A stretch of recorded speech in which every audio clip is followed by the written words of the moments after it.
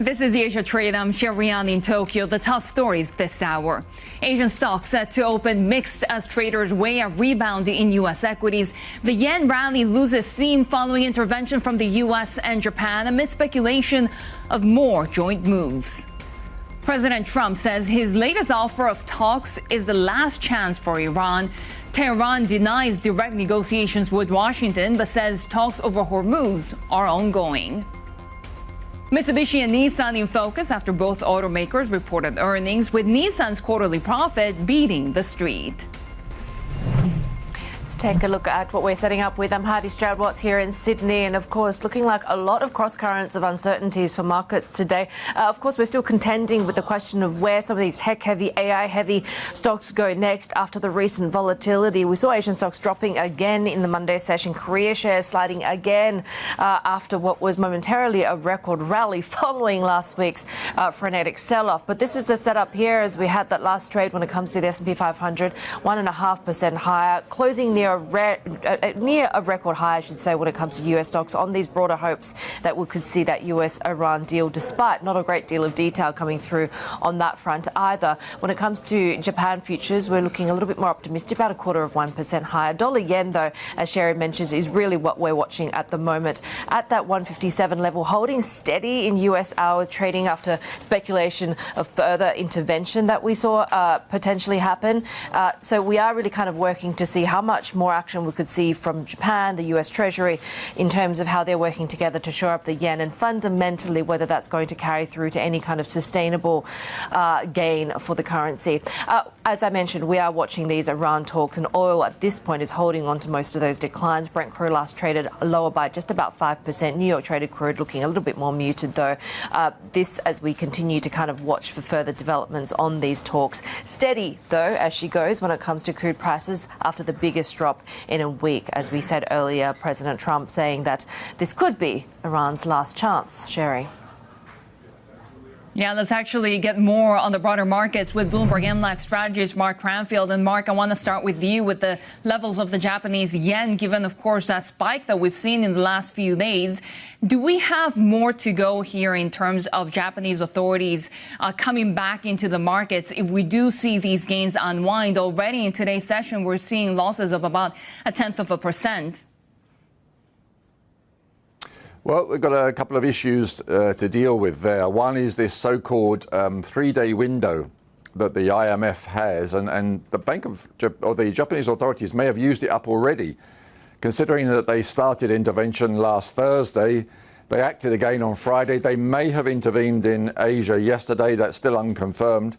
So they may have used up their window for the time being. And of course, the US authorities help them out on Friday as well. So they may need to take a pause here.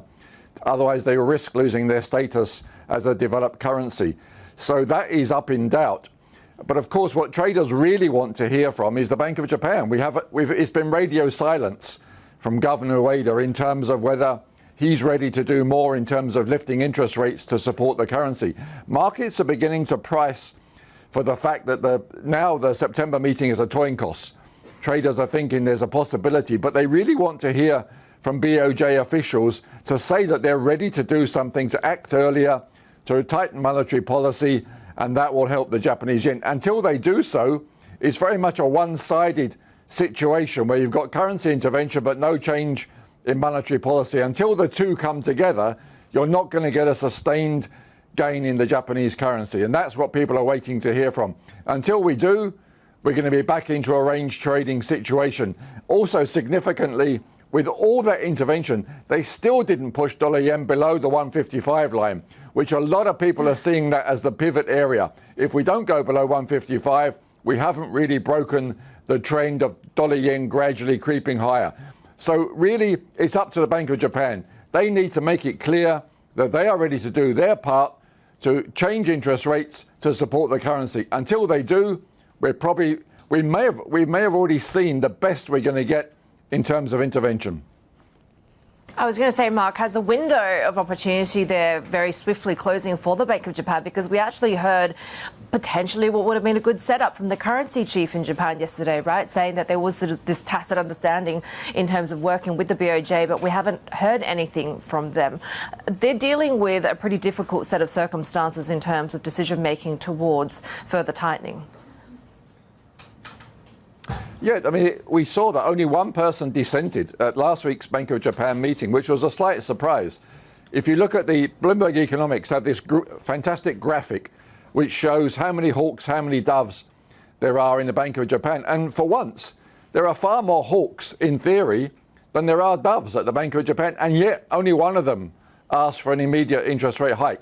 So that's pretty disappointing from the market's point of view, and suggests that they're still playing a very slow game, maybe under pressure from the Japanese authorities. The Prime Minister, Sane Takaichi, is pretty well known for wanting the Bank of Japan to really take their time and to be slow about changing interest rates, which under the current regime looks like every 6 months. Well, from the point of view of yen traders, that's way too slow. They want to see the Bank of Japan much quicker in terms of reacting to what's going on in inflation in Japan. And the rate differential is still very wide in favor of the US dollar and other currencies. So it really goes back to the Bank of Japan need to be more aggressive. And investors, traders are not hearing what they need to hear to convince themselves that the yen situation has really changed. If we don't get anything this week, we'll go back to thinking that the yen is a funding currency and that you buy it because you can earn more on US yields and other currencies. Nothing would have changed at all, and they would have spent a huge amount of money in the foreign exchange market for nothing at all. Yeah, Bloomberg MLive strategist Mark Cranfield, as we continue to watch how effective this action from authorities in the FX space will be, and we'll be discussing much more on what's to come for the yen with Shusuke Yamada of Bank of America Global Research. He joins us in just a few minutes. But for now, let's get you the latest breaking news out of South Korea. CPI coming in at a contraction month-of-month of 0.2% for the month of July. It's a slightly larger contraction and deceleration when it comes to consumer price inflation on a month-on-month basis for South Korea. But on a year-on-year basis, it's still growth of 2.8%, slightly below economists had expected. Also slight deceleration from the previous month. But remember, this is an economy that has been propelled by those exports of semiconductors. In fact, we've seen exports just in the month of July rising about 70% or so. Exclude food, exclude energy as well, and this growth of CPI of 2.6% for the month of July, Haidi. Yeah, and Shery, of course, with every one of these readings, we're looking for that key energy component, given that we continue to see this volatility in crude markets. Despite, at this point, oil traders kind of giving President Trump the benefit of the doubt, we're seeing oil prices holding on to most of those losses, with the president saying his latest offer of talks is, quote, the last chance for Iran. Tehran has denied any negotiations with Washington, but says talks with Oman over access through the Strait of Hormuz are making progress. We are talking right now, we're talking at the request of Iran, backed by Saudi Arabia, backed by UAE, and backed by Qatar in particular, but others also. Many countries called, the leaders of many are friendly with a lot of them, almost all of them, one way or the other, and they all wanted to give this a last chance. This is a last chance. This is not something that, if it doesn't happen, this is a last chance for them to sign a good document. Let's bring our Bloomberg editor, Michael Heath, to talk about these conflicting signals. It is not clear what's actually going on. No, that's right, Haidi, and I think you put it pretty well in your introduction, that the just very limited detail on what's going on. Potentially there are talks going on there that is reasonable what President Trump is saying, but whether it's going to lead to some opening of the Strait of Hormuz is very unclear. I mean, these negotiations between Oman and Iran are going on, and then the talk was that was to try and get some more ships going through. But then there's also been that those talks aren't about opening or closing the strait. So there's a lot up in the air. What was quite curious was an Iranian advisor was quoted as saying, saying that US ships will be targeted if they keep up the blockade. which sort of suggests maybe that is causing some troubles for Iran as well. But I thought what was also interesting with what President Trump said was mentioning all of the US allies there, Saudi Arabia, Qatar, Kuwait, all these sort of countries. A resumption of conflict just doesn't help them. Their view seems to be that it's not taking the US or the situation any there's no progress to be seen from that. So all it does is lead to damage for them. So I think that's why they're trying to, push the restraint on the US. We've talked a little bit about how, if there is progress made on the Strait of Hormuz, then at least that is something that is difficult to fudge the realities of, right? You can actually see data and traffic reflected pretty much in real time. But the other issues, nuclear, for example, the sanctions, the financial aspects, have they kind of always been pushed aside? Well, in a way, Heidi, I mean, again, this advisor was saying that the US needs to get back to the MOU, but I mean, it was Iran actually that violated that when it fired on ships going through Hormuz. Now, Iran could argue they both had different understandings of what was agreed there, but nonetheless, it's just it's really, really tough to see how they get to that next stage. I mean, denuclearisation just seems so far off now, and Iran had so many benefits on the table from that MOU. That was sort of what was quite amazing, that they walked away from that, because this was a real breakthrough for them in many respects. But it just seems so far away. I mean, it's just this one small issue that really had nothing to do with the start of the war that has brought everything to a halt, and and the whole world just watching this small strait. Bloomberg editor Michael Heath, as we continue to watch for these developments, if and when they do happen. But in the meantime, the Centre for Strategic and International Studies, Myrna Yacoubian, will be joining us in a few minutes' time to talk about these conflicting signs between the US and Iran, this idea of a last chance, and why she believes both sides are now stuck in this high-stakes version of Groundhog Day. More ahead here on the Asia Trade. This is Bloomberg.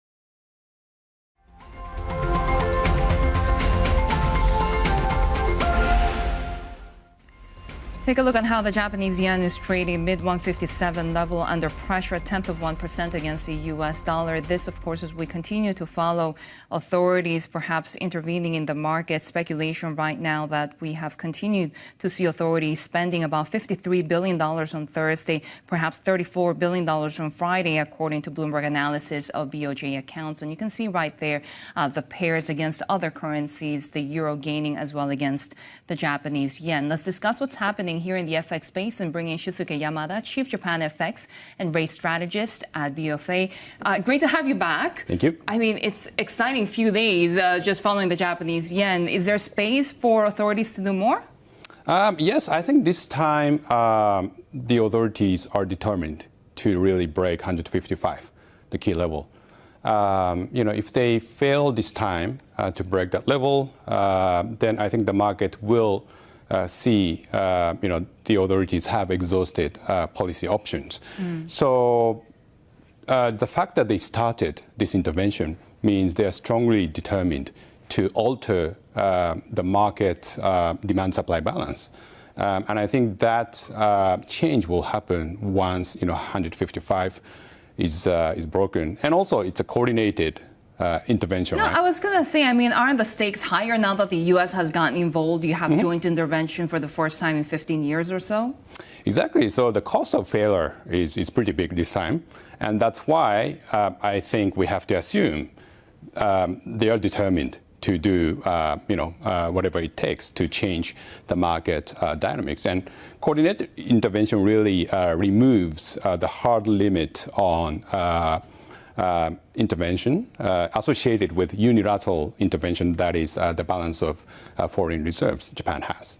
Not to mention that you can also have that Fed tool where you can borrow as much as, $60 billion a day without selling treasuries. Does that sort of lessen the burden on Tokyo and also relations with Washington? Yeah, exactly. So, we don't know how this will be used in practice, but I think the market now knows Japan is willing to use this facility. The U.S. is willing to, let Japan use this facility. And the biggest, one of the biggest, the side effects of intervention is that Japan might have to sell a large amount of U.S. treasuries, and that could destabilize the bond market in the U.S., which could also spill over to Japan as well. So I think this facility definitely helps, and I think Japan can probably do more than otherwise. Why use the euro, which is speculated right now, instead of the U.S. dollar, if the U.S. actually went ahead and did that? Was it trying to not to weaken the greenback, and what are the implications of this? That's a very good question. I don't fully know the background, but maybe the U.S. would not want to sell U.S. dollar. But I think maybe a bigger implication could be that it could be a coordinated effort across Japan, U.S., and maybe broader G7 community, because the fact that U.S. selling euro implies Europe might have been noted, given a notice in advance. So yeah. I mean, how much pressure does this put on BOJ Governor Ueda when you have the United States, who's also in the past said that monetary policy should be left alone, in a way implying that they actually need to hike at this point? Yes. So the BOJ is a key factor, right? So one argument is that stronger yen reduces pressure of the BOJ. But I think, the argument should go the other way, because short term, maybe they will succeed. But longer term, it is true. Intervention is not effective because they cannot, continue indefinitely, right? And this is a coordinated effort. When you ask someone to join your project, you have to have a goal. And that goal cannot be just to buy time, right? You have to have a long-term goal and a long-term plan. So I think Japan should have a more comprehensive policy response beyond FX intervention. And as you said, Secretary Bessent has historically argued that BOJ rate hikes are needed and effective to support the Japanese yen. And yet, is that possible to have such coordinated and long-term strategic planning here in Japan when you have an administration like Prime Minister Takaichi's that wants to see expansionary policy? Yeah, so I think that's why longer-term success is much more uncertain than short-term.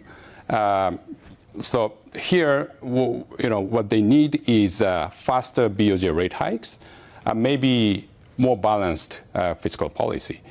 But again, it's not unilateral action by Japan itself. You have to, you also have this repo facility announcement. So it seems like this whole move has been well prepared. And from that perspective, I think there's a stronger case that Japan will respond in a more comprehensive manner than otherwise. Is that why you think your year-end target for the yen is still low 150s? Well, my argument, so we changed our bearish yen view in May to a constructive one. And our argument is that, the balance of payment has been improving, quite a lot for Japan, for the Japanese yen over the past year. And that should prevail once the market recognizes that dynamics. And I also think there's a little bit of a gap between the actual factor behind the yen weakness and the market's view. Actually, I think the rise in Japanese equity over the past year and a half has led to a lot of equity-related yen selling hedging by foreign investors. So it's not just policy risks that have driven the yen weakness. Shusuke Yamada, really good to have you with us, Chief Japan FX and Rate Strategist at BofA, and Haidi, of course. We are closer to Shusuke's low 150s now that we've seen a little bit more action in the FX space. Yeah, let's take a look at some of the other trading calls ahead of the trading day today, Shery. And Citadel Securities says the forces that propelled US stocks to record highs this year remain firmly intact after a reset in retail investors' speculative trading. They note that markets are now transitioning from a flow-driven environment back to one that's increasingly dictated by earnings, corporate demand and macroeconomic forces. Citadel says the recent spate of strong earnings also bodes well for US stocks. Meanwhile, JP Morgan strategists have raised their year-end forecast for the 10 and 30-year Treasury yields, a move reflecting expectations of rising inflation and the possibility of a higher term premium. It comes after the Fed held rates last week and subsequent comments from Chairman Kevin Walsh. JP Morgan now expects the central bank to hike rates in December. Much more to come here on the Age of Trade. This is Bloomberg.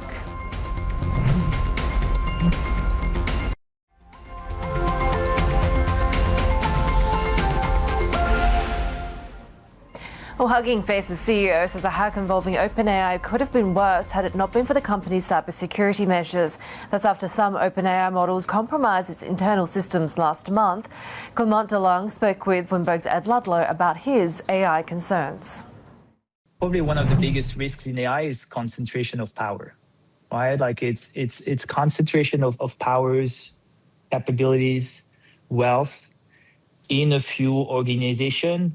When like everyone else would be kind of like lagging behind and be kind of like left out in a way, right? And open models are kind of like a counterforce to that, right? Like they empower small companies, startups, organizations that are not necessarily kind of like frontier AI labs to build AI themselves, to own their intelligence, as some people said.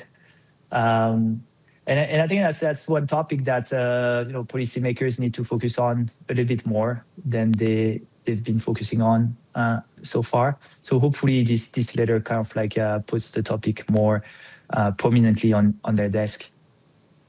After you and OpenAI made the disclosure on July 22nd that this had happened, I spoke to lots of your peers in industry, and there was also the kind of acceptance that this wasn't some major scandal.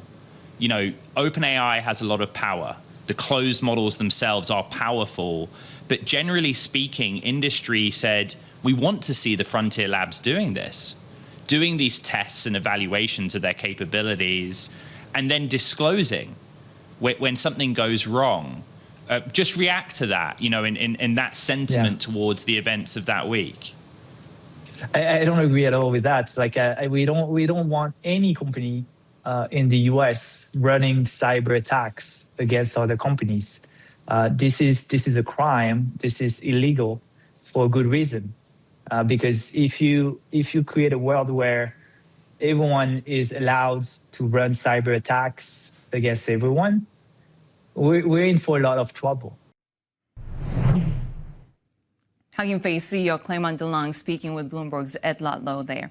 Take a look at how we're setting up for the Korean market opens. Of course, we have seen incredible volatility in this market. We had another down day yesterday as the world's most volatile stock market struggled to recover from that near 40% collapse in just the last 27 days. We're talking about more than 30 days with moves of at least 5% this year. You can see right now we're seeing potentially a little bit of upside at the open. We are now seeing Samsung Electronics futures also pointing to gains of about 4%. We have seen exports in South Korea gain about 70% year on year in the month of July. We know that Samsung Electronics, SK Hynix, of course, they have the biggest weighting on the Kospi. These two companies also have generated a combined operating profit of more than $100 billion in the June quarter. So despite the fact that we're seeing a lot of skepticism when it comes to the volatility of this market, it seems when it comes to the semiconductor trade, it still remains pretty steady. We have more ahead. This is Bloomberg.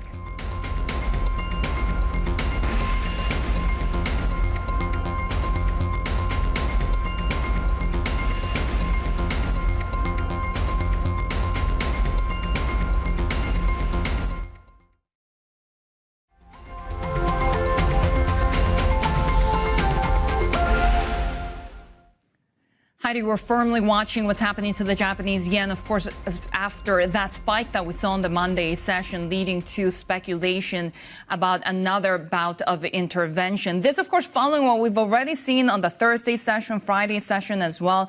According to Bloomberg analysis of Bank of Japan accounts, now Japan potentially spent more than $50 billion on Thursday, which would already be the biggest single-day intervention on record. And that was followed by around $34 billion on Friday, which would then make it much bigger than what we saw when it comes to how much Japan spent around April and May when they intervened earlier this year, which was around $72 billion. Of course, the stakes are much higher. They have still not managed to break the 155 level. I think the strongest the yen got was 155.20 to the U.S. dollar. What this means after you actually got joint coordination with the U.S. intervention for the first time in 15 years, you want to see some results, Heidi. If you don't see results, then you'll have more speculators just shorting the yen, knowing that there's nothing that authorities can do.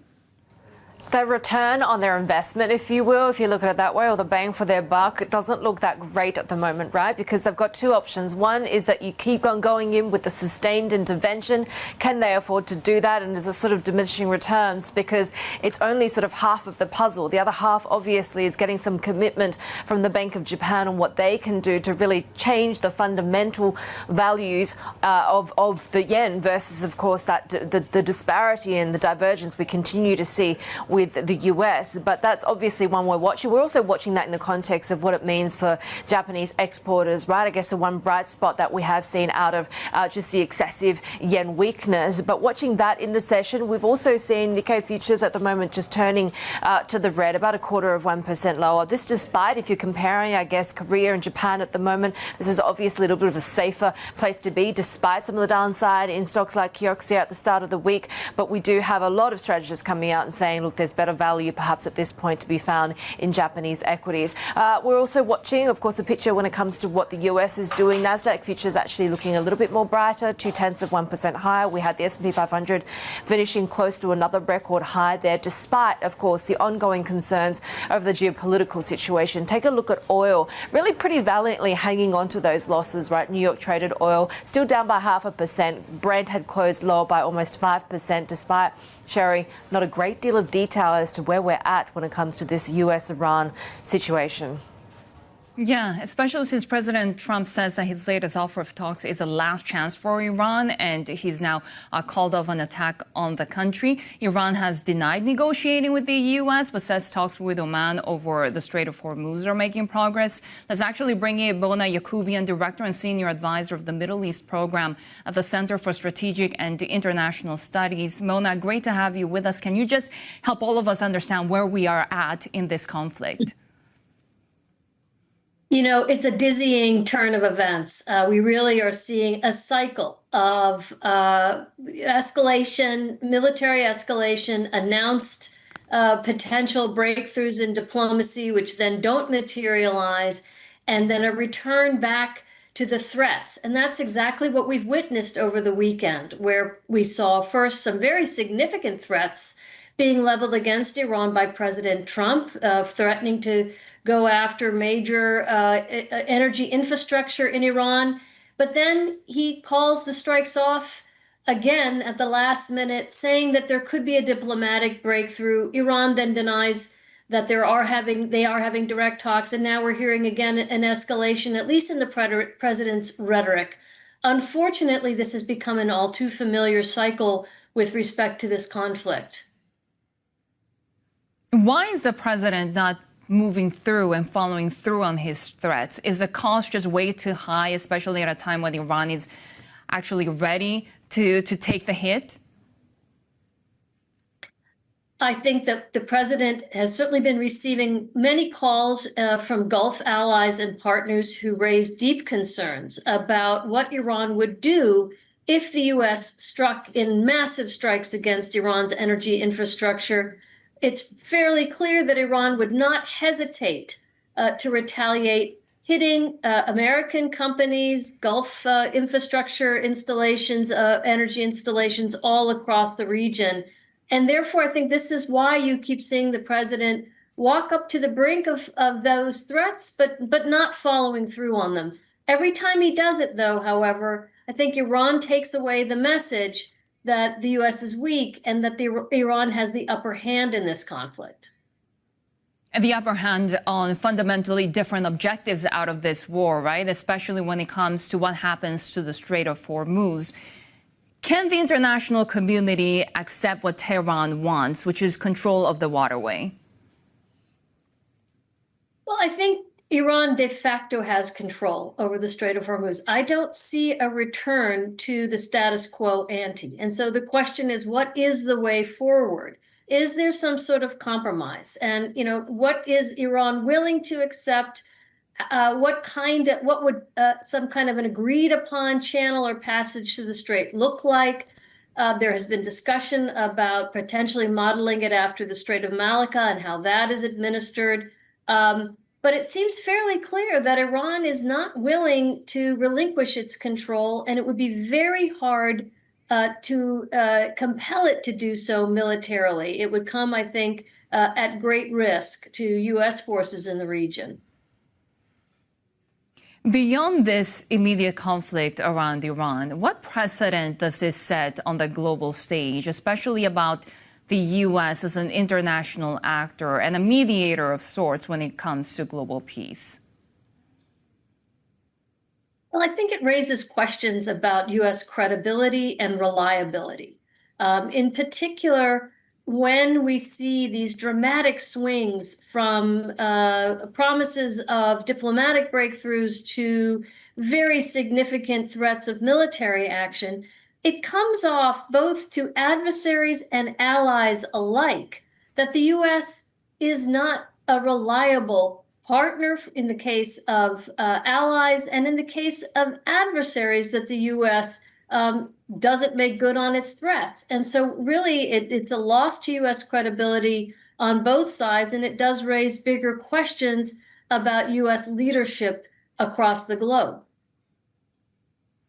So in the meantime, is this scenario of Groundhog Day with the Iran war getting to the brink of more strikes to pulling back, going to be the new normal? And in that case, how would really powers around the world behave around this, especially given that the price of oil is on the line? Well, if there is a resumption of even limited strikes, we're seeing the strait has remained, for all intents and purposes, closed. There's limited shipping that's going through, but very little. If there is a resumption of even limited strikes or in a more regular fashion, unfortunately, that spells real trouble for global energy supply and supply chains, and how much longer this level of disruption in the Strait of Hormuz can be tolerated is honestly an open question. And I think this is certainly on the president's mind. He raised the prospect at the time of the signing of the MOU that he didn't want to be responsible for a global recession. And so that looms out there as well in his own decision making. And I think that is certainly a factor in his decision not to follow through on threats to go after Iran's energy infrastructure, for fear that it really will unleash chaos, not only across the Middle East, but across the global economy. Mona Yacoubian, really good to get your insights. She's the director of the Middle East program at CSIS. Haidi? Shery, let's take a look at some of the top global headlines that we're following this hour. And Indian Prime Minister Narendra Modi's BJP has lost a key assembly by-election in the state of Bihar. It was won by politician Prashant Kishore, who was contesting in his first election. This has been the BJP's first electoral setback since nationwide student protest forced Modi to replace his education minister. President Trump has scolded ExxonMobil and Chevron for their soaring profits after oil prices surge amid the war in Iran that he launched in February alongside Israel. Both companies made $29 billion combined in the second quarter, about $318 million a day. Okay. Based on a shortage, they're making too much money. I don't like it. And I should be the last one to say, because I'm a big free enterprise guy. Chevron, too much money. ExxonMobil, too much money. When you look at one company where they made 12 times what they made the year before, they're going to give some of that back to the public, and they better cut the retail price, the consumer price.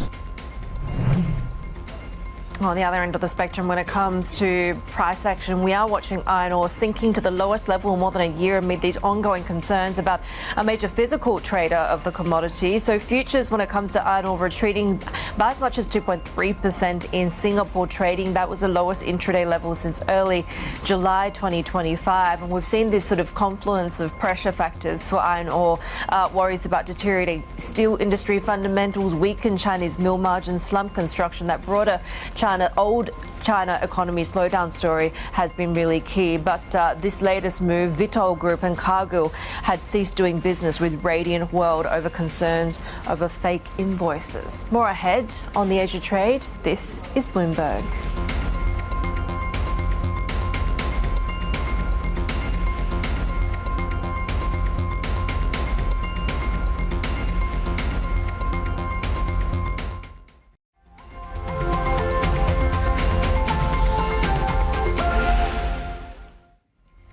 Let's check on some of the stocks that we're watching when trade opens in Japan very shortly.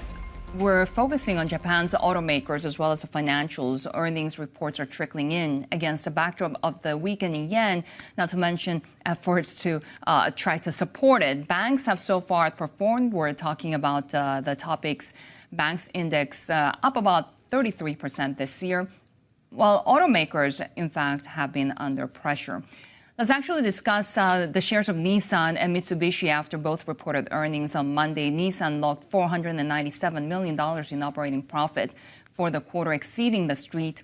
Bloomberg Intelligence thinks the automaker's recovery should extend into fiscal 2027. Senior auto analyst Tatsuo Yoshida is here with us. Nissan has been going through so much restructuring, right? Is this finally paying off? Yeah, I think so. And then particularly the first quarter and then probably second quarter, their earnings will be driven by the cost reduction, fixed cost reductions. So what we are waiting is a top-line driven growth or recovery, which is not coming yet. It's got to be second half of this fiscal year. Is that what we're trying to see in terms of more innovative products, in terms of more demand from the consumers for Nissan cars? Yeah, actually in the United States, hybrid is so popular, but Nissan, until recently, they don't have one. But their proprietary e-Power hybrid, which is a series hybrid, is coming later this year. What about China sales? China sales is bad, lackluster. But it's not just Nissan problem. Everyone is suffering. The fact that we have the yen now a little bit stronger because of potential intervention from the government, but still stuck at around 160. About 150 is still good. But 150 is still good. Actually, many Japanese car companies assume something like 150, or some conservative company assumes 145. So there is still cushion remaining. And then the Nissan's Mitsubishi's earnings in the first quarter is primarily driven by the currency gains. But Mitsubishi Motors actually missed the street? Yeah, actually Nissan was above, but Mitsubishi was below. Big drag is volume is so poor at the Mitsubishi motor. Yeah. So were there any bright spots in Mitsubishi's results? Actually, Mitsubishi is gaining from the currency and then also the one-off items. So quite weak results, I have to say. Tatsuo Yoshida, really good to have you with us. He's a Bloomberg Intelligence senior auto analyst, as we're also awaiting Toyota results later today after the market close. But staying with Japan, we'll also keep an eye on shares of MUFG when they start trading in about 15 minutes' time.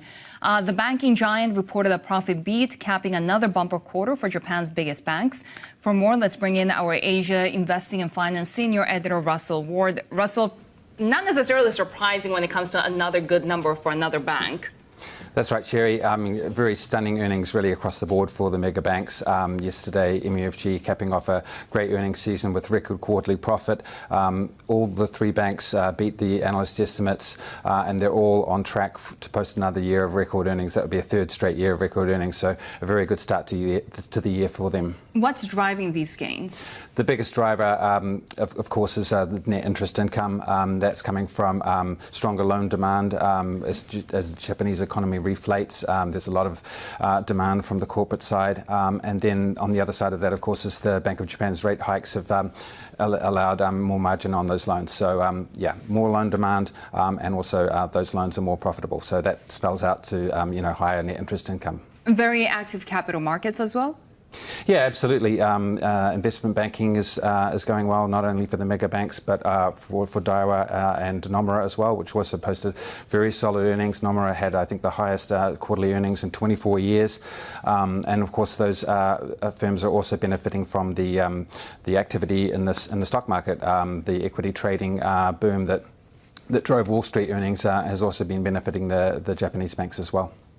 What are the risks, though, ahead? Risks? I mean, I think one thing is, geopolitical risks, obviously, with the Iran war being prolonged, high elevated oil prices. If corporate sentiment sort of soured in Japan, that would hurt loan demand, and raise costs for the companies of the Japanese banks. Another risk is, the uncertainty of the BOJ outlook, and the outlook for the yen as well. And strangely enough, the mega banks, they have a lot of overseas business, so they've been benefiting from the weak yen. So, there are a few sort of uncertainties out there. Russell Ward, good to have you with us, our Asia Investing and Finance Senior Editor, as of course we'll be following shares of MUFG after they reported earnings, not to mention that banks here in Japan have been performing very well this past year. This is Bloomberg.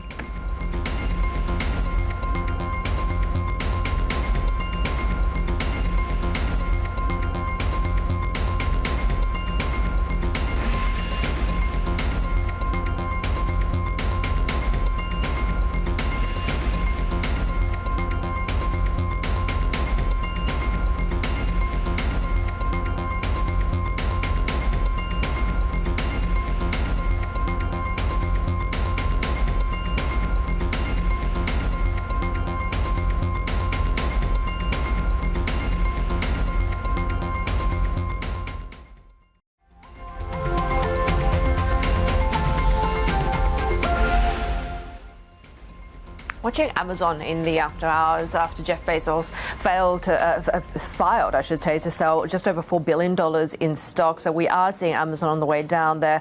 $4.07 billion in stock with an aggregate and market value there. That's 15 million in shares. But this coming as we saw Amazon surpassing $3 trillion in market value for the first time ever. It's now just the fifth company to reach that milestone after surging by as much as 5.3% in the Monday session. Second quarter earnings showed accelerating cloud computing revenue. Well, US stocks did close within striking distance of a fresh record. This time, these AI hyperscalers leading the way in a catch-up to chip names, but that might mean we won't see the rally follow through in the Asian session, given that the strength of Asian currencies is also something that we're watching at the moment. Let's cross to our markets reporter, Anthony Stevens, for more. So pretty strong showing in the US overnight. How much pass-through is there going to be here in Asia?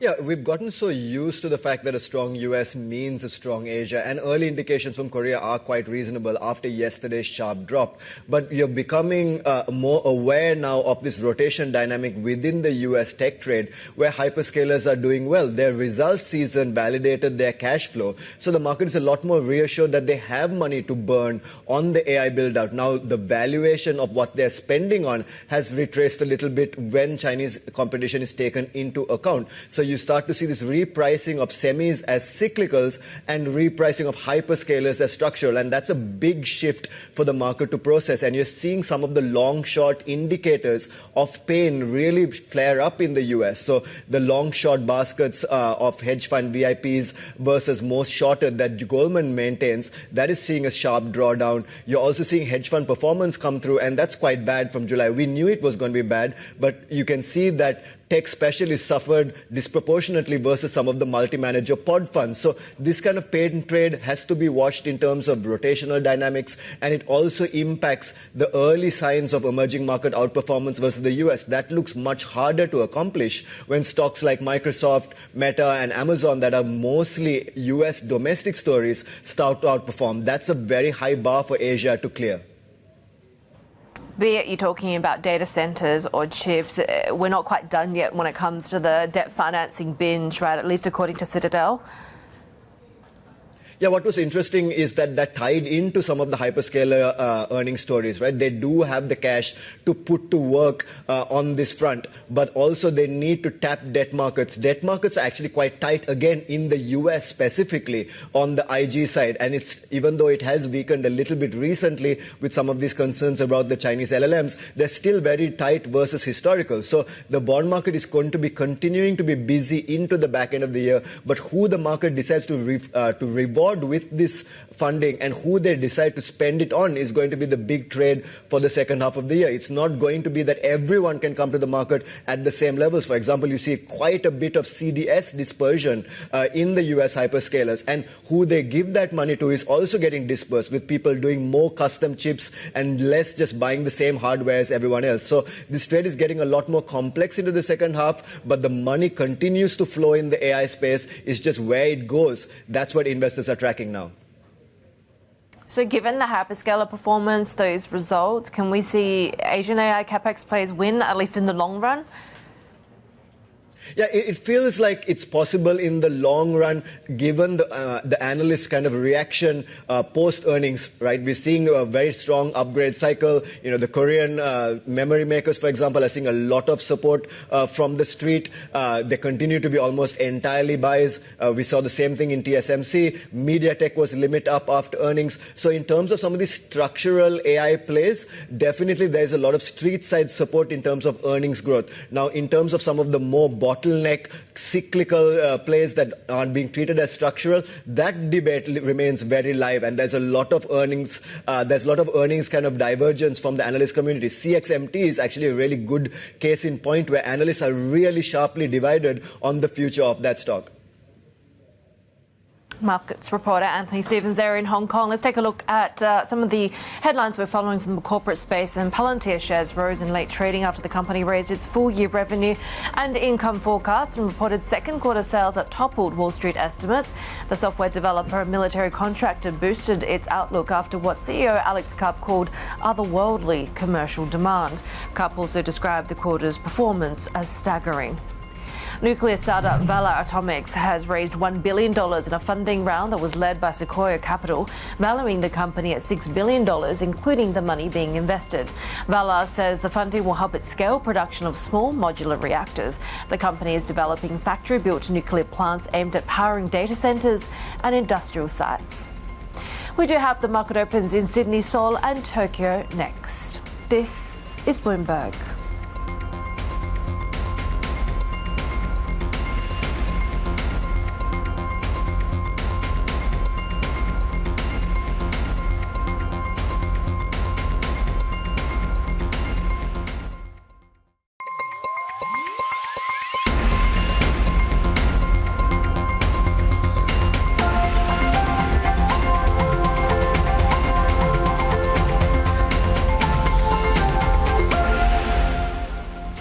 This is Asia Trade. We're counting down to Asia's major market opens as we continue to watch the Japanese yen after the spike against the US dollar on Monday. Still, Haidi, we didn't break the 155 level, and we're actually under pressure on today's session against the greenback. It just comes to show you how important these other external factors have been, right? Rate differentials with the US, not to mention the ongoing tensions in Iran, with the war continuing and oil, of course, fluctuating.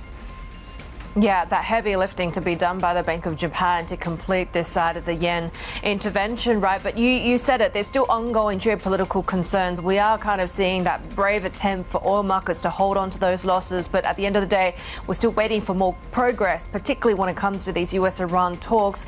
The Iranians most recently said that there haven't been any negotiations other than the ones with Oman to potentially get more vessels through the Strait of Hormuz. So watching that very closely, Shery. Yeah, especially here in Japan for an oil importer, oil prices very important, of course. Take a look at how we're opening right now. We're seeing a little bit of gains for the Nikkei, no change for the topics, but it's the Japanese yen that we're keeping a close eye on because it's still under pressure against the US dollar. 157.5 is the level right now. And this, of course, having to do with speculation that we've seen already. Authorities here in Japan intervene again in the markets because of Monday's surge. We have already seen confirmation confirmation of the first U.S.-Japan joint intervention in 15 years, the first coordinated yen buying since the 1990s. And this really coming to show how the effectiveness of this intervention will be important in the coming days, because we have now seen BOJ calculations or Bloomberg calculations on BOJ data that we have already seen Japanese authorities spending more on intervention, about $80 billion plus in this round of stepping into the markets to buy the yen than we did back during the Golden Week holidays. And you can see right now that the Nikkei is gaining, but still we are in the thick of earnings season here in Japan too. We have Toyota reporting later after the close, so do watch out for some of those names. Take a look at how the Kospi is also trading, because despite the fact that we have seen some strength on the Japanese yen, which would usually help with the Korean won strength as well, we haven't necessarily seen that, and the Korean won continues to weaken towards that 1500 level. We're watching the Kospi as we continue to see this volatility in this market. Remember, more than 5% losses in the previous session. In fact, we've had more than 30 days of 5% plus fluctuations in the Kospi.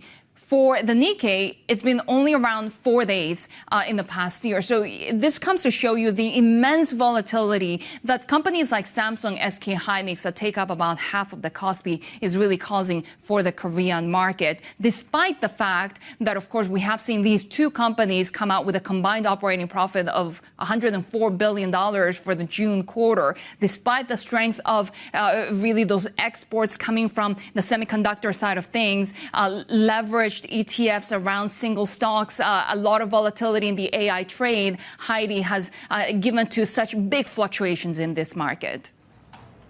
Yeah, fluctuations is also what we're watching when it comes to the oil markets. At the moment, though, we are seeing, Shery, some confidence still being maintained when it comes to will we get kind of a successful outcome when it comes to these ongoing negotiations that are apparently underway between the US and Iran, although the Iranians are saying that no such talks are taking place at the moment. But still pretty calm with oil holding onto those declines following the biggest drop in about a week. They're also watching US Treasuries to start off the week, climbing to begin the week as we have sort of all sorts of passing of the messaging when we take a look at Scott Bessent's role in this joint intervention, right, the concerns over the currency there, these assurances that these intervention measures won't be funded from sales of US government debt. That was one of the ongoing concerns. And we are also watching the reopen when it comes to Australian stocks. We had a bank holiday, so no trading in the Monday session. A bit of upside here. We will be watching iron ore stocks and iron ore companies very closely, given the continued deterioration that we see in pricing there. Let's bring in Ron Temple now, who's a chief market strategist at Lazard. Ron, great to have you with us here in Sydney. Always a lot to focus on, but it feels more chaotic than usual even at the moment. What's top of mind for you? Should we start off on the yen and how you see this intervention playing out? Yeah, I think the yen is a really interesting story. I've been watching for some period of time the behavior of the JGB market and what that might mean for other developed market yield curves. And it's related, but slightly different topic. We've seen the JGB yield on 10-year yields go up to 2.8%, just above that level now. Increasingly, it's less attractive for a Japanese investor to invest overseas. We've also had this widening interest rate differential between U.S. rates and Japanese rates, partly driving the weakness in the yen. And so there are a lot of kind of moving parts to this story, but the intervention is interesting in that obviously the U.S. coordination is in large part trying to aim at avoiding Japanese sales of treasuries to use those proceeds to buy yen. And so a complicated picture, but a risky one, and one we have to watch carefully because it's been decades of very low Japanese rates relative to all other rates, and that gap is closing. We haven't necessarily talked as much on the US side because against a backdrop of already credibility concerns, or at least inertia concerns about Kevin Walsh's Fed, there's now these concerns about Scott Bessent's Treasury, what it potentially means for currency policy, right? Does this eat into the idea of US exceptionalism, appeal of the dollar, appeal of US dollar assets at all? I mean, this is a conversation I've been having with large asset owners globally for the last couple of years. And to be fair, it actually predates the Trump administration, but it's accelerated since the inauguration because of questions around predictability of policy, rule of law, Fed independence. And I do have a bit of sympathy for Kevin Walsh because he might be the first Fed chair in the last 45 years who has to prove to markets that he is independent. If you think about it, all of the other chairs, it was just a given. And it's through no fault of his own. And so I think there are questions in the market around that, which have already led some investors to say, I've got a lot of money in the U.S. because the U.S. is 62% of the MSCI All Country World Index. It's 41% of the Bloomberg Global Ag. A lot of capital in U.S. assets, but maybe I want to dial down my U.S. dollar exposure. And so we've seen some of that. And I think there are just a lot of questions swirling around a changing backdrop for confidence in the U.S. as the safe haven asset. Does the confidence still come from the AI trade? I think the AI trade has drawn in a lot of capital into the United States, and that's an incremental risk against a backdrop where you have these lingering concerns about, independence of the Fed, et cetera. If we start to see money moving away from AI, and I think we've seen that in recent weeks and months, is investor skepticism around the probability or the path to getting to a reasonable return on invested capital on the massive capex in the U.S. and AI has grown in terms of that uncertainty, especially as you watch releases from, with Kimi, from Moonshot, with DeepSeek last year. People are realizing the Chinese LLMs aren't that far behind the U.S. So if you're spending trillions on capex, how do you get paid for that? Can you get paid for it? And I think that's a risk as well to the dollar if investor appetite for the AI story starts to fade and money starts to flow back out of the U.S. equity market. Does that suggest you'd be more constructive when it comes to China, AI, and tech versus, say, Korea, Taiwan, Japan, the U.S.? I would say I'm more optimistic on EM equities in general than U.S. equities. And by the way, I've been doing this for over 30 years. I haven't said that until the last 2 years. Even with a stronger dollar and a slowing China? I think over the next several years, you're going to see U.S. dollar depreciation resume. So I think we will get a weakening dollar. I think the yen intervention will not be the cause of that, but this might be a key turning point. I do think over the next 2 years, we could easily see dollar yen back at 145. I think EM currencies are likely to appreciate against the dollar as well. But when I look at EM, I get AI exposure, but I think in some ways it might be a lower risk AI exposure than in the U.S. If you look at U.S. capex on AI this year, it's likely to be $900 billion to $1 trillion. China's total capex on AI is likely to be $100 to $150 billion. And again, when it comes to putting a price on what you sell to enterprises and consumers, China's going to have the low-cost proposition. The beauty of Korea and Taiwan is, regardless of who wins, they're going to be selling chips. It's a better place to be. I want to pick out your yen forecast, 145 by when, and what are the catalysts? In the next couple of years. I do think, by the way, it's interesting. If you look at the interest rate differentials, and maybe I should step back. To me, currencies are largely driven by changes in expectations of interest rate differentials. It's a mouthful. But basically what we've seen since the Iran war started is the expectation for Fed funds by December of this year has gone from 3% to 4%.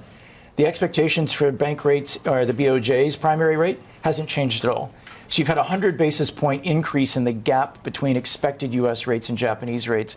That's fed into this appreciation of the dollar. I think the Fed might have to raise rates one time. They're going to desperately try not to raise rates. I think they're looking at this and saying it's Iran, it's transitory, the famous last words from 2022. But over time, they might get forced to raise rates once. But I think the BOJ will also raise rates by the end of the year. And I think those expectations will start to narrow a bit, which will feed into a more positive narrative around the yen. And I do think also there's just been a one-way trade on the yen, and that's starting to reverse with this intervention and that shift in fundamentals. Where do you think we end out the year on the yen then? 2 years is easier. Yeah. I think at the end of the year, I think we could easily end up at the end of the year around 155 on the dollar yen. Seems like a reasonable target. I don't think we're going to go back to the 164. The market might try to test this intervention, but I think it's instructive that Treasury Secretary Besant did say that he thought the foreign and international monetary authority repo line should be increased in capacity. Right now, it's $60 billion US dollars per day per counterparty. That basically implies that he wants the Ministry of Finance and the BOJ to have a lot of firepower. And as you guys have talked about, it's been since 2011 that we've had a coordinated intervention between the U.S. and Japan, since the 1990s that it was buying yen. So I think this is something where there is a lot of firepower there, and we'll see where it plays out. I do wonder how it feeds through to, the powers that be that are mulling currency policy in places like China, for example. But emerging markets, what do you like in this space, other than the ones we've talked about? Well, I think the broad-based, when I think of EM, I think the global EM space, and at any given point, you can find great valuation opportunities. For example, India has been a terrible performer for the last 2 years on a relative basis. It's getting increasingly attractive after that underperformance. Still a bit of worries around what AI might do to the offshore services industry. I do think, with some of the recent sell-off in the tech names across Korea and Taiwan, there's some opportunities there. But when you zoom back out, there are opportunities across materials, consumer, financials.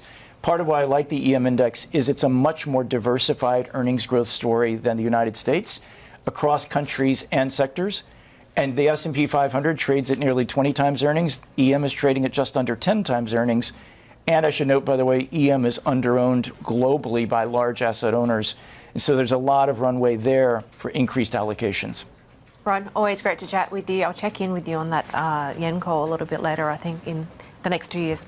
Chief Market Strategist at Lazard. And as I mentioned earlier, we're watching iron ore miners, particularly as we have the resumption of trading here in Sydney with a lot of those big heavyweights there. A bit of a split picture. Fortescue, obviously, the pure play up by 0.25%. We're seeing some downside for BHP and Rio. So in addition to some of the broad-based softness in the market that we have seen from the likes of the ongoing Chinese slowdown, steel mills there, we've also had one fairly idiosyncratic concern over a privately held company called Radiant World. There's been concerns about fake invoices, according to Bloomberg reporting at the end of last week. So we're hearing that the likes of Vitol Group, Cargill have stopped doing business with Radiant World, as well as Intesa Sanpaolo and Jefferies Financial also looking at their exposures to the company. So, Shery, watching iron ore closely today. Yeah, raw materials, aluminum, resin shortages, very important for car makers, especially across Japan. We have seen Mitsubishi Motors, for example, in the latest earnings, missing across the board. They're facing headwinds such as the situation around logistics, around the war in the Middle East. We are going to hear from Toyota results later today, and these are some of the points that we'll be watching: commodity pricing, but another quarterly decline for Toyota would actually mean a fifth straight operating profit drop. Nissan, though, has beat economists' expectations. They posted a $78 billion operating profit. Their turnaround continues, but of course still pretty fragile. I mean, Heidi, you mentioned the slowdown in China, and Chinese sales for Nissan have also declined about 15%.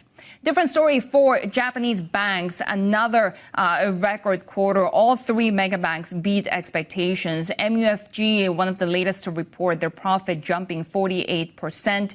We're talking about 809 billion yen when it comes to their profits. A bumper quarter, another record year. Mizuho raised their forecast. Sumitomo Mitsui also exceeded expectations. The Topix Banks Index has gained about 33% this year. A little bit of downside pressure today on a shaky markets environment in today's session. But of course, we've seen incredible gains for the financial sector in Japan. This is Bloomberg.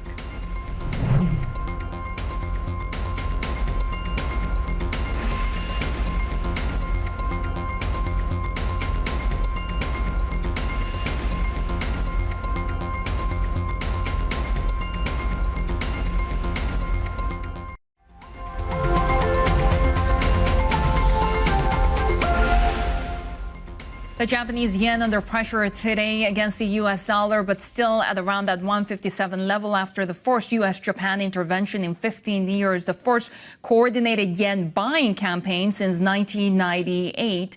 We have seen a lot of volatility, but Bloomberg analysis is now showing that Japan likely spent more than $50 billion on Thursday, the biggest single-day intervention on record, followed by about $30 billion on Friday. And of course, we had that spike on the Monday session as well, leading to a lot of questions about what's happening with these potential actions from authorities. Some strategists believe that they're likely to intervene further in the coming days if the yen begins to reverse its recent gains. Bloomberg Opinion columnist Garode Reedy says the success of the intervention remains uncertain, and any failure could damage the credibility of both Tokyo and Washington. Garode joins us now for more on his latest Bloomberg Opinion piece. But our chief FX and rates correspondent for Asia, Ruth Carson, is also with us. But Ruth, let me start with you, because I wonder what traders are saying at the moment after we saw this yen buying action from both the U.S. and Japan, and whether the strength that we're seeing right now or the rebound in the yen could last. Yeah, absolutely. And that is the debate right now. You know, since the latter half of last week, there has been a lot of trading. We know that, you know, going into the intervention, hedge funds in particular were very short on the yen. Obviously, the intervention really drew a line. You know, the bazookas came out, biggest intervention on record. So a lot of those positions were taken out. But if we look at trading action, I think that spells out, you know, what's in store for the yen more than anything else. So we saw the intervention, and yet if we look at where dollar yen is at 157 again. Investors, traders, fast money, you know, and money managers are still willing to test at this stage whether or not that line will hold, because ultimately, if you look at fundamentals, investors still say that the Bank of Japan needs to raise interest rates and they're behind the curve. That's been something that's been debated on, talked about across trading rooms for a long, long time. So absolutely, bazookas came out. This is historic, what we've seen with the US and Japan coordination. The question is how long it will last. I go to Ruth's point. I mean, historic in the sense of the U.S. really coming to the aid of Japan. President Trump even saying that the operation is a signal of friendship. How does FX now fit into the broader Washington-Tokyo relationship? Yeah, it's interesting. You know, we've seen, obviously, relations fray during the Trump administration with a lot of traditional U.S. allies, but Japan really hasn't been one of them. And I think this is an example of where, you know, both sides are kind of coming together, and there are advantages here for both sides to undertake this kind of operation. It's also interesting, the Trump administration, I think, has shown a willingness to break all kinds of taboos. You know, traditionally, for many decades anyway, we haven't seen this kind of joint intervention except in the event of some kind of disaster, you know, such as the earthquake in 2011. So it's interesting that both sides are willing to take this step. I think both President Trump and Prime Minister Takaichi are more willing to take on the kind of risk and the kind of maybe international criticism that they might get as a result of this. And I think, as Ruth says, the question now is you know, how long is it going to last? Ruth, given how involved the U.S. is now in the success of giving some strength to the Japanese yen, how much pressure does this put on the Bank of Japan and Governor Ueda to continue to tighten? Because we have also heard rhetoric several times in the past that Washington actually wants the BOJ to continue on its normalization path. Yeah, absolutely. And a great question, because it is one that is being asked right now. What is the BOJ going to do then?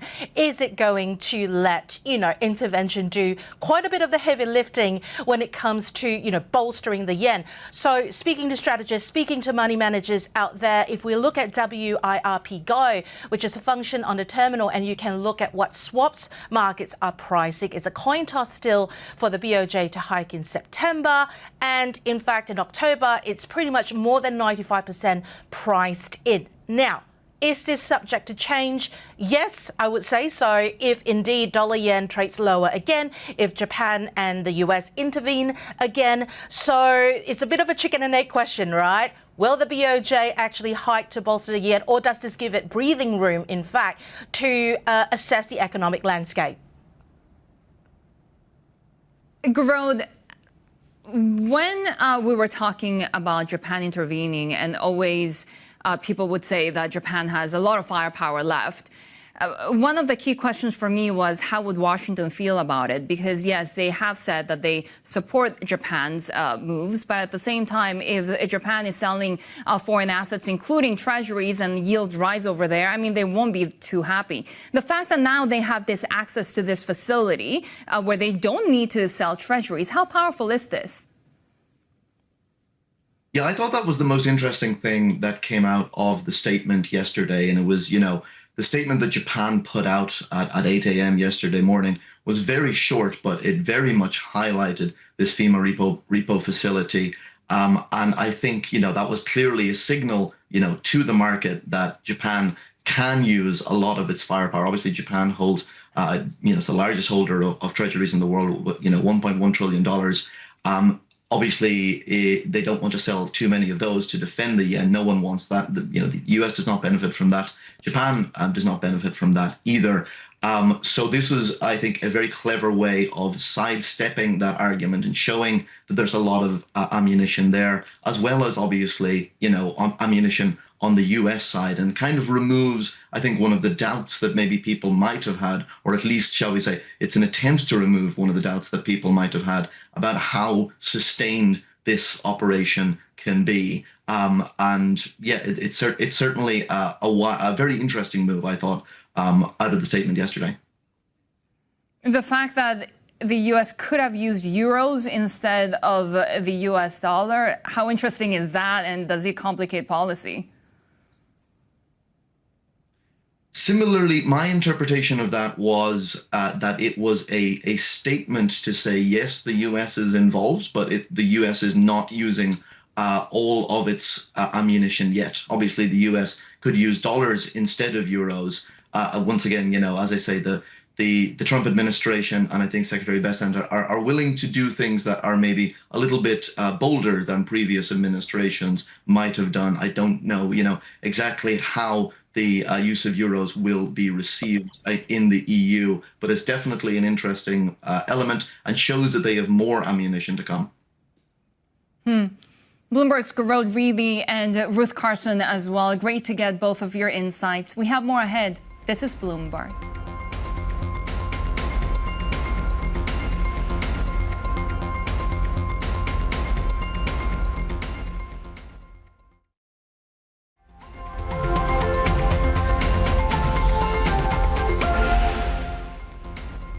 President Trump says his latest offer of talks is the last chance for Iran. Bloomberg's John Herskovitz joins us now with the latest on the ongoing conflict. I mean, we have heard so much, John, back and forth in these negotiations, or it strikes or no strikes. Where are we at? Yeah, Iran and Trump are talking at two different things. Trump says that this is the last chance for talks for Iran. That over the weekend he said that talks were supposed to start on Monday afternoon. No talks have started. Iran has flatly denied that talks are set. It instead is looking at a really narrow set of talks with Oman right now for technical issues concerning navigation through the Strait of Hormuz. The U.S. is probably being informed of this through intermediaries like Qatar. But, Trump is saying one thing, Iran is saying another. The talks between the two are not going on. So President Trump keeps threatening Iran, and then he takes it to the brink, and then he pulls back. Why not move forward? What's the dilemma? Yeah, Trump is cycling through two very bad options. The first is diplomacy. To do this requires patience and international backing, neither of which the Trump administration has in abundance. The second is the military strike option. If he widens the strikes, Iran has shown that it will go after neighbors in the Middle East. This includes Saudi Arabia, Bahrain, Jordan, all of these U.S. allies who could see attacks on their energy infrastructure, damage to their economy. If Trump escalates, Iran escalates.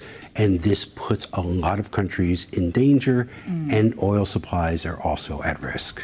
Bloomberg's John Herskovitz here with the latest on the ongoing conflict in Iran. And as John mentioned, we're seeing those gains when it comes to oil prices, both WTI and Brent above $80 a barrel. This is Bloomberg.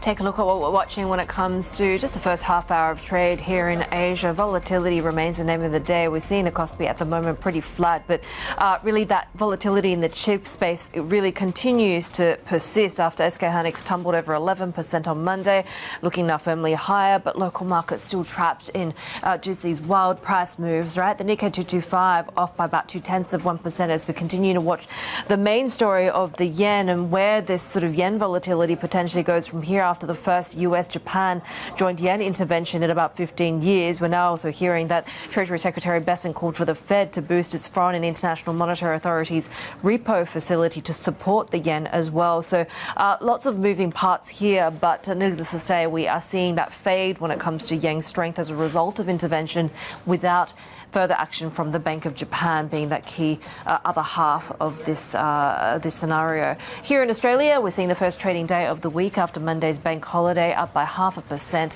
watching a little bit of weakness in some of those iron ore players. Bloomberg has learnt that Beijing is growing increasingly concerned that Anthropic's Mythos model could be used as a weapon against China. It comes ahead of Xi Jinping's planned September 24th visit to the US. Let's bring our China correspondent Min Lo.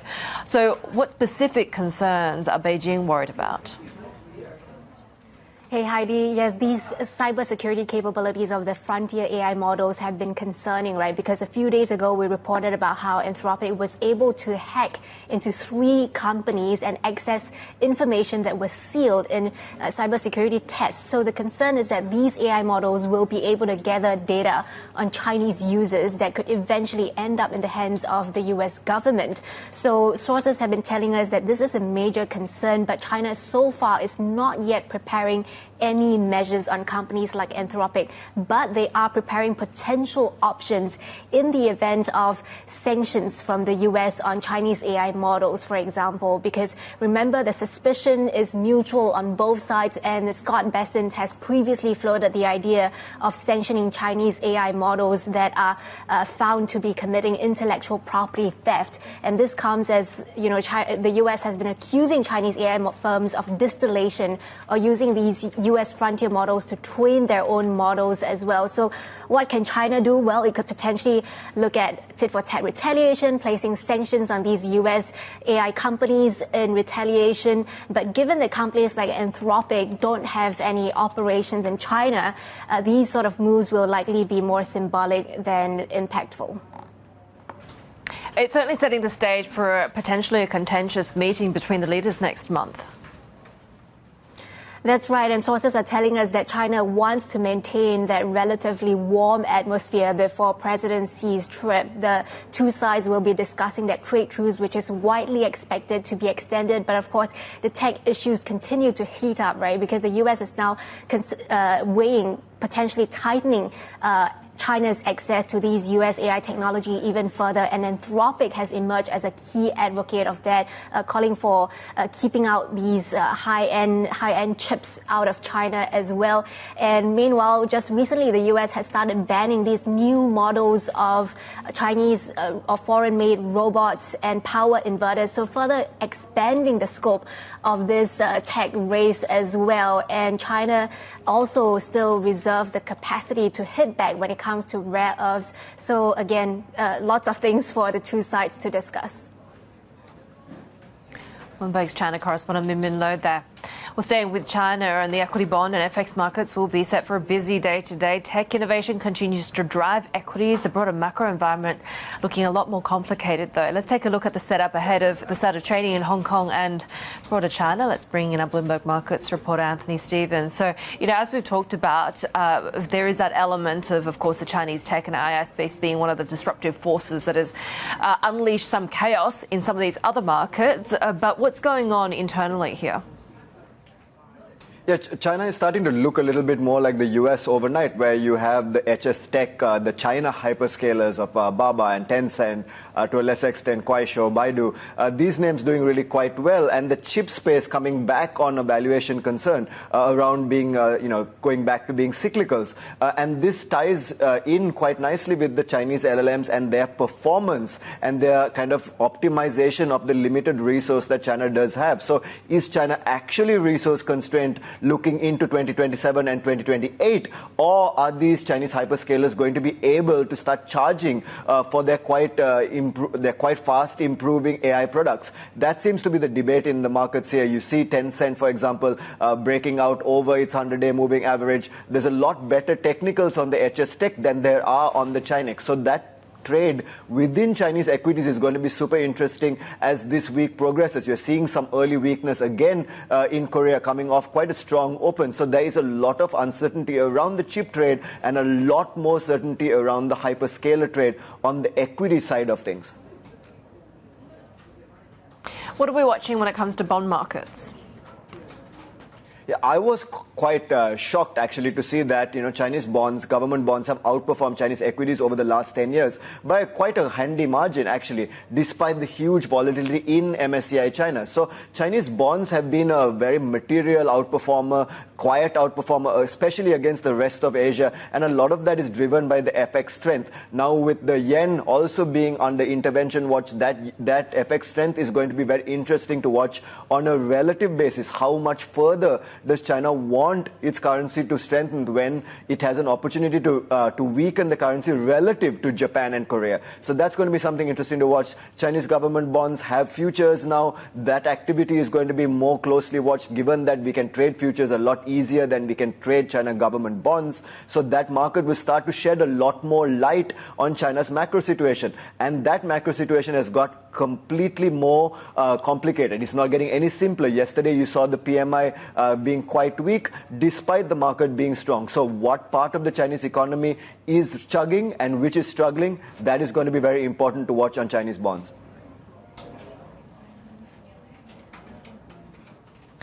Our Bloomberg Markets reporter Anthony Stevens there with us. Much more ahead on the Asia trade. This is Bloomberg.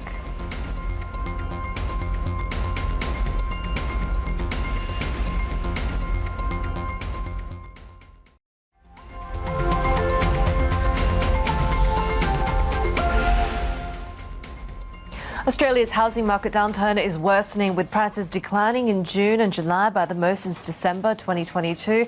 Comes as rising interest rates and tax changes weigh on buyer demand. So joining us now is Flaherty, who's the senior economist at REA Group. And really great to have you with us. So largely this is by design, right? Is this sort of the extent of declines that you would have expected given some of the tax changes and the burden of rate changes as well? Look, I think that it's certainly the impact of higher interest rates that have limited home prices and are contributing to the falls. Understanding the impacts of the tax changes, I think, is still going to take a bit more time. It does seem clear that investors have pulled back, which has reduced overall buyer demand. But I do think that the extent to which this impacts prices over the coming months and into next year is still unfolding. Where do you see the plateau? Because certainly there is almost a sense of, I don't want to say panic, but sentiment has been really hard hit in capitals like here in Sydney, particularly in sort of the inner city and in eastern suburbs and some of the suburbs that have seen some of the biggest price gains. Yeah, look, I do think there is a lot of panic out there, and we have been seeing some reasonably substantial monthly falls. So in Sydney, home prices were down more than any other capital city in the country at 0.6% over the month. But I think that in terms of where the floor is, that remains to be seen. That there is the chance that we could have interest rates increased again before the end of the year.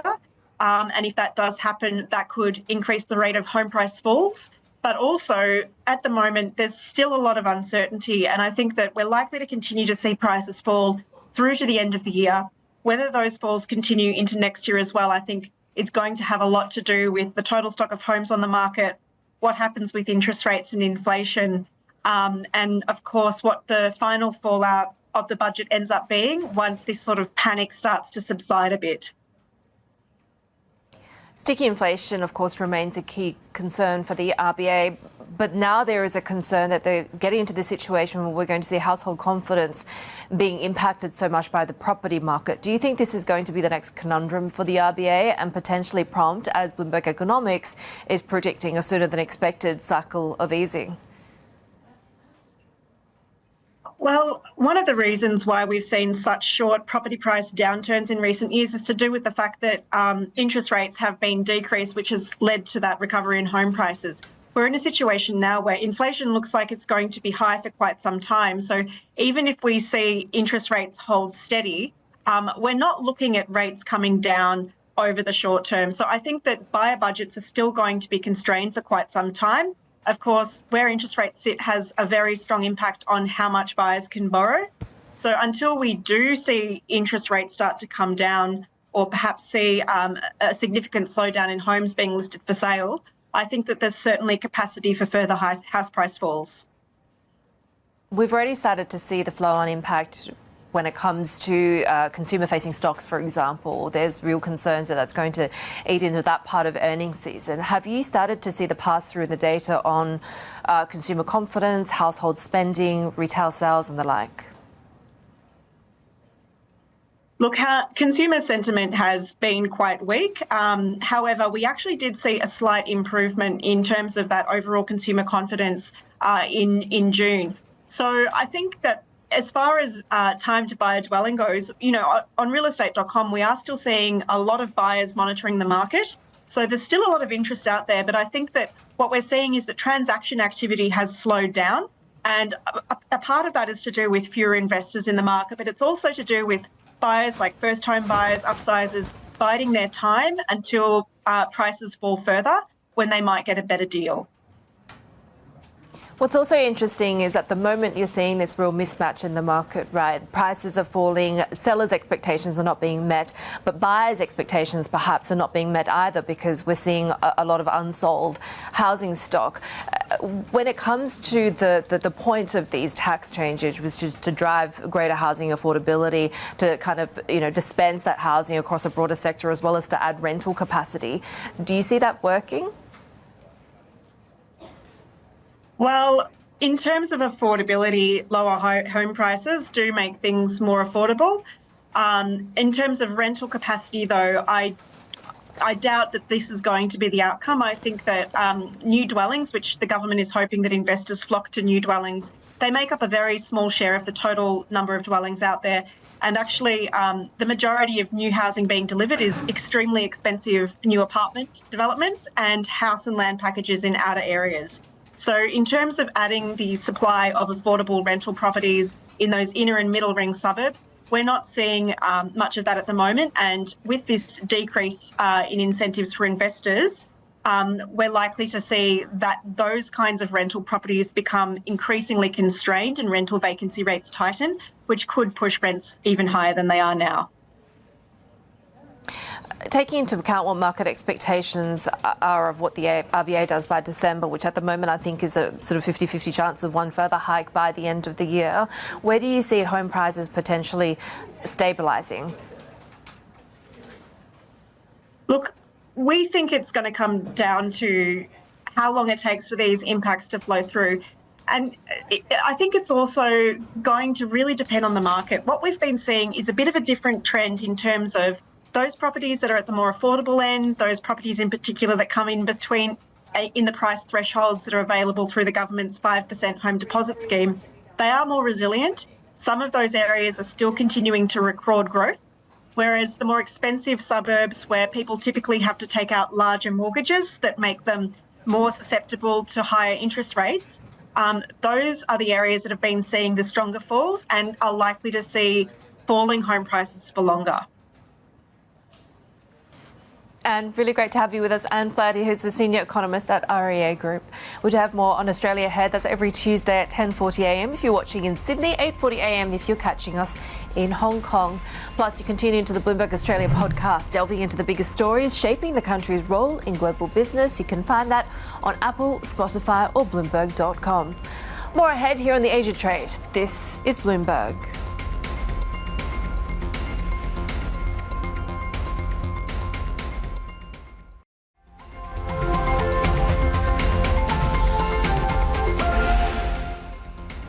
Take a look at how South Korean assets are trading in this very volatile market. Of course, the Korean Kospi fell more than 5% in the previous session. In fact, we've seen 5% moves in the last 30 days or so this year. But right now, we're down about 1.7%. We've been following the inflation numbers this morning. July CPI rising 2.8%, cooling a little bit from the previous month, giving perhaps a little bit of relief to the Bank of Korea. Still, Bank of Korea coming out and saying that they're actually seeing core CPI staying elevated, that they will be watching August CPI because that number is expected to be supported by telecom fees. So they'll be watching the inflation trends in South Korea. We also heard from the finance minister that they will be trying to stabilize oil products and food prices as well. You can see the Korean won right there at that 14.25 level against against the U.S. dollar. Of course, it's been really the volatility in the currency space that we're watching very closely, right? Especially when it comes to the Japanese yen as well. We have seen the volatility around suspected intervention. We have seen confirmation from Japan about that joint intervention with the U.S. The Japanese yen trading at around those 40-year lows against the U.S. dollar have been a boon for these automakers. Nissan, for example, its turnaround seems to be happening and stabilizing a little bit. They have kept their outlook. They have beat when it comes to their latest operating profit, posting a 78 billion yen number. Different story for Mitsubishi Motors, which missed across the board. We have some supply chain issues, of course, with the ongoing war in Iran. We are going to get the results out of Toyota later today. Do watch out for the possibility that we could see a fifth quarter of profit decline for this car maker. In fact, when it comes to the broader Japanese auto industry, a major trade group now calling for the standardization of auto parts across this sector. They want to narrow the cost gap with Chinese competitors. Bloomberg Opinion columnist Juliana Liu says that the move could not only help cut costs, but also help local automakers make better use of their supply networks. She joins us now. Juliana, so this would actually mean that rivals need to cooperate with each other to actually come up with a standard, right? How difficult could this be, and why do you think this is needed? Absolutely, Shery. I think it is very much needed. I mean, my framing is that they should actually work together to win more. So this initiative comes from the new Japan so-called car czar, Koji Sato. He's the immediate former CEO of Toyota.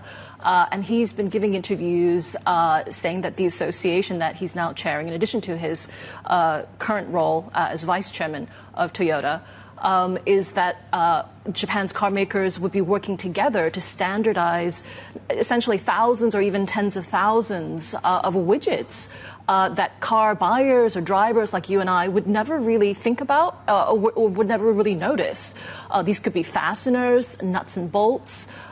These could be really anything. Wire harnesses. These are things that really make cars go, but not things that we would really touch or think about very much. But instead of having each car maker have their own standard and having their parts suppliers create or manufacture these pieces for each maker, that they would essentially standardize them. They would use these parts across the supply chain. And the idea is that it would reduce cost. And this is very important because, Japan Inc. is competing across the world, essentially, also at home. It's just starting to do that, as we've seen with BYD entering the Japanese market. But, for them to be competitive against these, Chinese car makers, where costs are so much less than competitors, car makers, legacy ones, really need to think about how they can remain competitive.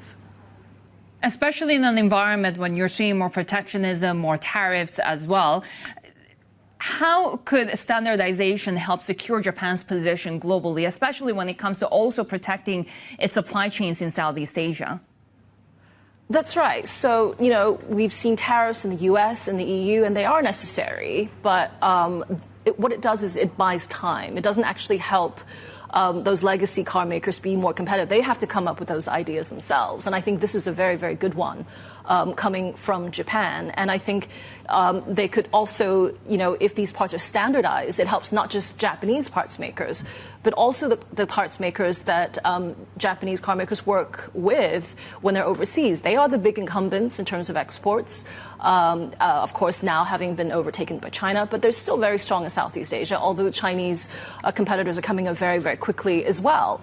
If Japan Inc. is able to standardize their parts, they could also, in theory, help their suppliers in Thailand to do the same thing. And of course, these players are also very concerned about Chinese parts makers and Chinese competitors in general. Our Bloomberg Opinion columnist Juliana Liu there. Take a look at some of the top corporate stories that we're tracking this hour. And Palantir shares rose in late trading after the company raised its full-year revenue and income forecasts and reported second quarter sales that topped Wall Street estimates. The software developer and military contractor boosted its outlook after what CEO Alex Karp called otherworldly commercial demand. Karp also described the quarter's performance as staggering. Nuclear startup Valar Atomics has raised $1 billion in a funding round led by Sequoia Capital, valuing the company at $6 billion, including the money being invested. Valar says the funding will help it scale production of small modular reactors. The company is developing factory-built nuclear plants aimed at powering data centres and industrial sites. Grab raised its annual earnings and sales forecast thanks to robust demand from Southeast Asia commuters. The Singapore-based firm predicts up to $740 million in adjusted earnings and as much as $4.15 billion in sales amidst a higher competitive market. Let's take a look at how we're trading here in Australia as we had markets reopening after the bank holiday on Monday. So a little bit of pent-up price action there, but we are seeing some extended gains, 0.6% higher. Watching some of those iron ore stocks in particular, we had a bit of a bifurcation between what we're seeing in the likes of Fortescue and BHP and Rio Tinto, given the ongoing softness in demand, but also that idiosyncratic concern over the one company, Radiance, that we're continuing to wait for details over. The Aussie dollar at the moment seeing a bit of gain just over that 70 US cent level. A lot of questions now over the direction of the US dollar, particularly in light of this joint yen intervention between the US Treasury and Japan, and watching the Treasury space as well, or as to say sovereign bond space as well, given some of these broader questions. We talked a little bit earlier about the slowdown on the property market and whether that can potentially adds more to the headache for the RBA. Switch out the board to take a look at the next hour when we get, of course, Chinese stocks. Taiwan, Hong Kong and Greater China all coming online. Will we see sort of further upside with the AI software rally that's already taken hold in China? And what else do we watch out for in terms of some of those risks that are also playing out there as well? We had a big session on Wall Street overnight, and that should play through in terms of the fervour of the hyperscalers to enthusiasm in those Chinese names as well. F50 Chinese futures up by 0.4%, Shery. Yeah, it's been really interesting to see all of that back and forth when it comes to the hyperscalers, the mega caps having their best day since March, just overnight, right? At the same time, we continue to watch all of this AI funding wave, how much they're spending when it comes to not only hyperscalers, chip makers, AI labs as well. In the meantime, when it comes to the currency space, we continue to watch the offshore yuan, not doing much really at the moment, as of course, we're following also potentially more intervention to come from Japan. Watch the yen. This is Bloomberg.